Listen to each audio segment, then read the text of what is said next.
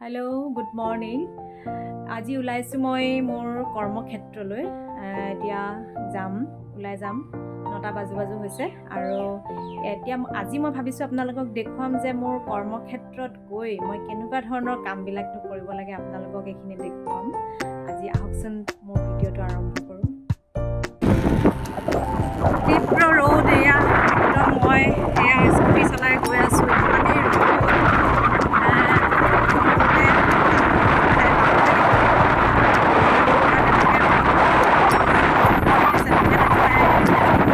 ভাল নালাগে, সেইটো কাৰণে মই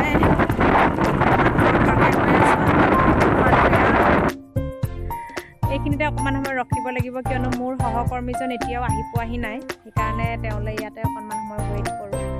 আচলতে মই এগৰাকী চৰকাৰৰ বাহকজনিত ৰোগ প্ৰতিৰোধ আঁচনিৰ এগৰাকী তদাৰক কৰ্মী হয় আৰু মই কেইটামান বিশেষ ৰোগৰ ওপৰত কাম কৰিব লাগে।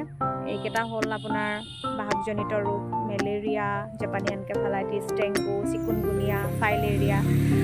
এই ৰোগকেইটা প্ৰতিৰোধৰ কাৰণে আমাক এটা নিৰ্দিষ্ট এলেকা এটা ধাৰ্য কৰি দিয়া হয় আৰু সেই ধাৰ্য কৰি দিয়া এলেকাত আমি আমাৰ নিজৰ কৰ্মৰ জৰিয়তে সেই ৰোগবিধ প্ৰতিৰোধ কৰাই হ'ল আমাৰ প্ৰধান কৰ্তব্য।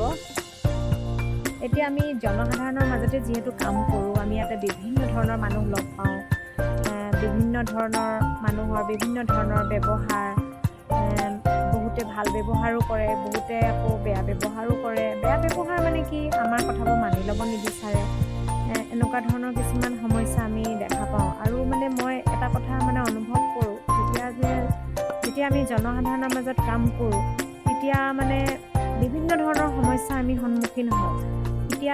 এতিয়া এই কামটোৰ ক্ষেত্ৰতে মোৰ প্ৰধান সমস্যাটো হৈছে কি, যে এতিয়া অলপ দিনৰ আগতে যিহেতু ক'ভিড আহিছিল আৰু ক'ভিডৰ সময়ত আমি মানুহবিলাক সকলো একদম এলাৰ্ট হৈ গৈছিলে। সৰু ল'ৰা ছোৱালীৰ পৰা একদম ডাঙৰ মানুহলৈকে সকলোবিলাক এলাৰ্ট হৈ গৈছিলে।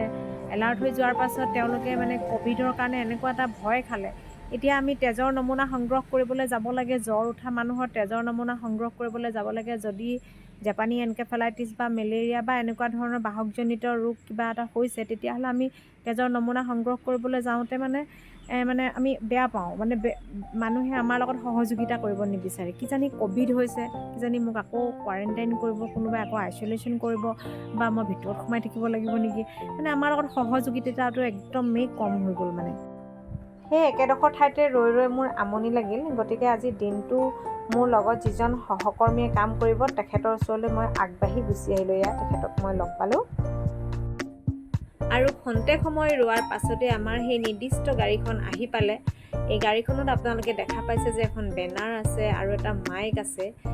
আজি মোৰ দিনটোৰ কামৰ এটা অন্যতম কাম, যিহেতু আপোনালোকে সকলোৱে জানে যে বৰ্তমান আমাৰ অসমত জাপানী এনকেফেলাইটিছৰ প্ৰাদুৰ্ভাৱ যথেষ্ট বেছি হৈছে আৰু আমাৰ যিসকল গাঁৱৰ মানুহ আছে, সেইসকলে যাতে এই ৰোগত আক্ৰান্ত নহয়, তাৰ বাবে সজাগতা কৰাৰ মানসেৰে আজি এই দিনটো আমি এনেধৰণেৰে কাম কৰিম।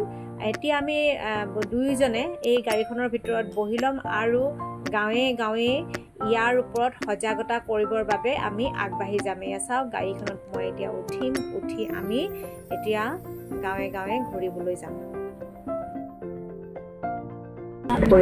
অতিপাত জ্বৰ, মূৰৰ বিষ, মানসিক অস্থিৰতা, গৰম আৰু সংজ্ঞাহীনতা, বমি ভাৱ, শৰীৰৰ কঁপনি, আংশিক পক্ষাঘাত আদি এই ৰোগৰ লক্ষণ। এই ৰোগ কিউলেক্স মহে কামুৰিলে হয়। এই ৰোগৰ প্ৰতিৰোধৰ বাবে ঘৰৰ ওচৰত থকা গাহৰি আৰু গাহৰিৰ গঁৰাল আঁতৰাই ৰাখক। সদায় সন্ধিয়া ঘৰৰ বাহিৰে ভিতৰে ভাত ব্যৱহাৰ কৰক।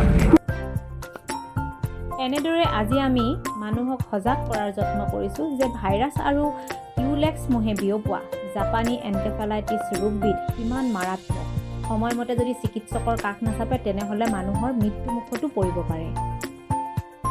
পৰিষ্কাৰ পৰিচ্ছন্নতা, মহৰ বংশবৃদ্ধি ৰোধ, আঁঠুৱাৰ ব্যৱহাৰ কৰা, গধূলি সময়ত ধূপ ধূনা দিয়াৰ ব্যৱস্থা কৰা, মহে কামুৰিব নোৱাৰাকৈ দেহটো ঢাকি ৰখা, নলা নৰ্দমা আদি পৰিষ্কাৰ কৰা, এইবোৰ হৈছে এই ৰোগবিধৰ পৰা হাত সাৰিব পৰা কিছুমান ঘৰুৱা নিয়ম।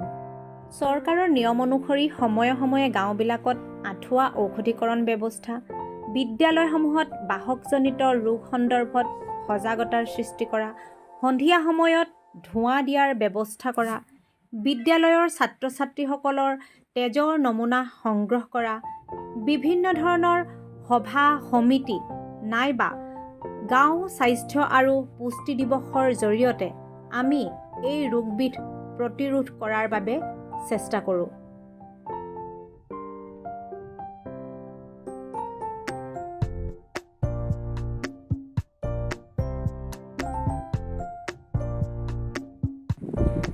আমি কেৱল বাহকজনিত ৰোগৰ ওপৰতে সজাগতা আনিবৰ চেষ্টা কৰিছোঁ এই কথা নহয়, বৰঞ্চ আমি বনৰীয়া কাঠফুলা খাই কেনেধৰণেৰে মানুহ মৃত্যুমুখত পৰিছে, সৰ্পদংশনৰ ফলত মানুহে কেনেকুৱা ধৰণৰ সাৱধানতা ল'ব লাগে আৰু মাদক দ্ৰব্য বা নিচাসক্ত দ্ৰব্য খাই আমাৰ উঠি অহা প্ৰজন্মই কেনেধৰণেৰে নিজৰ জীৱনটো হেৰুৱাব লগা হৈছে এই বিষয়েও আমি সজাগতা আনিবৰ চেষ্টা কৰিছোঁ।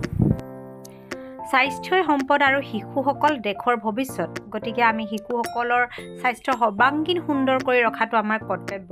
সেয়ে শিশুসকলৰ মাজত সজাগতা কৰাটো অতিকে আৱশ্যকীয়। কৰ্মই ধৰ্ম। মই এনেধৰণৰ কামবোৰ কৰিয়ে জীৱনটো উদযাপন কৰোঁ। সেয়েহে পৰৱৰ্তী সময়ত মই কৰি ভালপোৱা কামবোৰৰ ভিডিঅ'সমূহ আপোনালোকলৈ আগবঢ়াম। নটিফিকেশ্যন পাবৰ বাবে মোৰ চেনেলটো ছাবস্ক্ৰাইব কৰি দিব, লাইক কৰিব, শ্বেয়াৰ কৰিব আৰু মোৰ ভুল শুদ্ধবোৰ কমেণ্ট কৰি জনাই দিব। ভিডিঅ'টো শেষলৈকে চোৱাৰ বাবে আপোনালোকক সকলোকে মোৰ অশেষ ধন্যবাদ।